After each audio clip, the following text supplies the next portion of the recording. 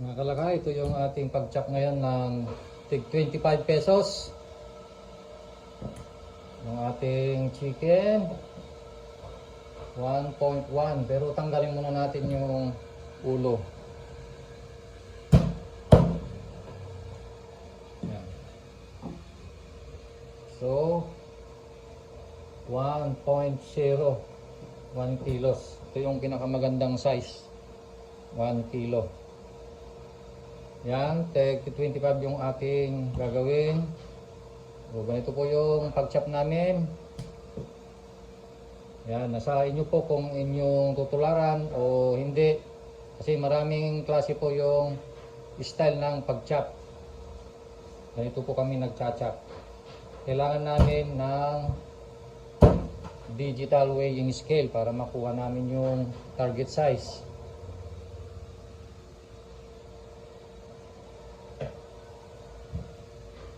Mahal po ang manok ngayon, kaya medyo liitan natin.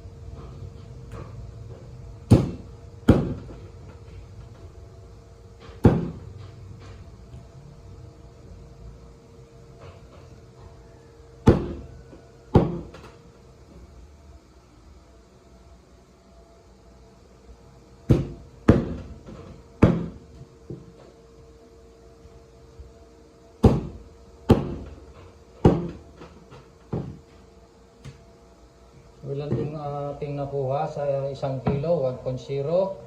Meron tayong ritaso dito na maliit. Balitag sa 10 na lang po ito.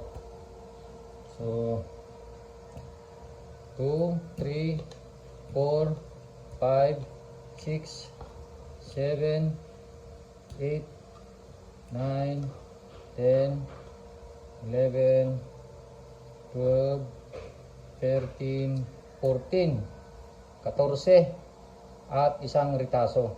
So kung binenta natin to ng tig 25, meron tayong 350 plus 10, 360 yung ating gross sale sa 1 kilo. Okay, yan po yung ating pag-chop ngayon ng tig 25 dahil mahal ang manok ngayon, mga kalakay.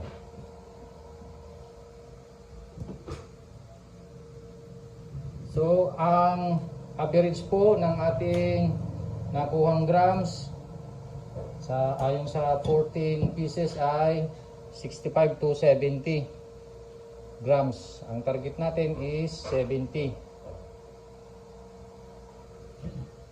Ayan, so ulitin natin. Ito naman, mas malaking size ng manok, 1.2. Almost 1.25, 1 in 1/4. So ganoon pa rin ang ating pagkat.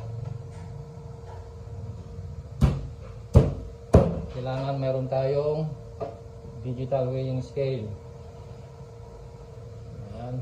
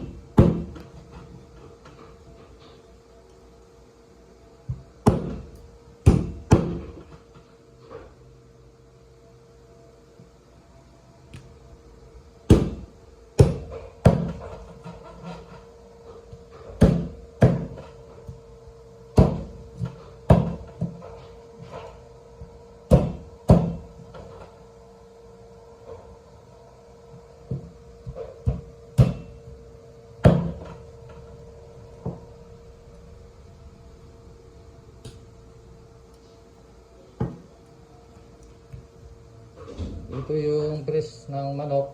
Pag malalaki kasi, pag chinap natin na hindi natin sinundan yung hiwa niya dito, yung paghati niya dito, mayroon kasing parang linya niya dito eh. Yan, kailangan ganun natin, sundan natin yung linya. Ito. Ganito pag medyo malalaki yung manok, ganun namin.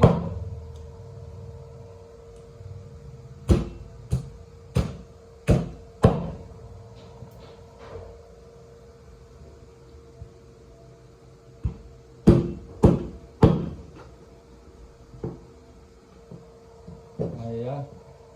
Tignan natin kung ilan ang nakuha natin dito. Pag malalaki kasi medyo mahirap tansyahin. Ang madaling tansyahin yung maliliit, yung good size. 2, 4, 6, 8, 10, 11, 12, 13, 14, 15, 16. 16 cut. So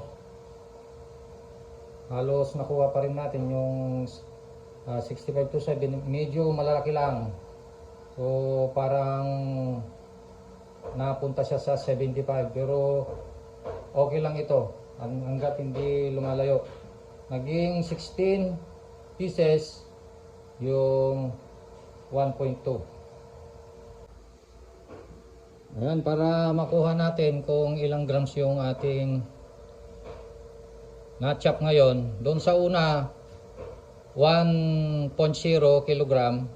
Nakakuha tayo ng 14 pieces times 25, 350 plus 10 yung retaso, so 360. Yan yung magiging gross sale natin dyan. Yung pangalawang manok naman na na-chop natin is nakakuha tayo ng 16 pieces. Pag bininta natin ng 25, ang gross sale natin dyan is 400 pesos. Ayan, sa 1.2. Ang kukunin natin, dito natin makukuha yung kung ilang grams. 1,200 grams divided by 16, meron tayong 75 grams. So yung isang piraso, average niya is 75 grams. Medyo mas malaki dun sa una, pero at least ay konti lang yung pagitan. Okay pa rin ito. Okay, sana nakuha nyo yung ating pag-chop.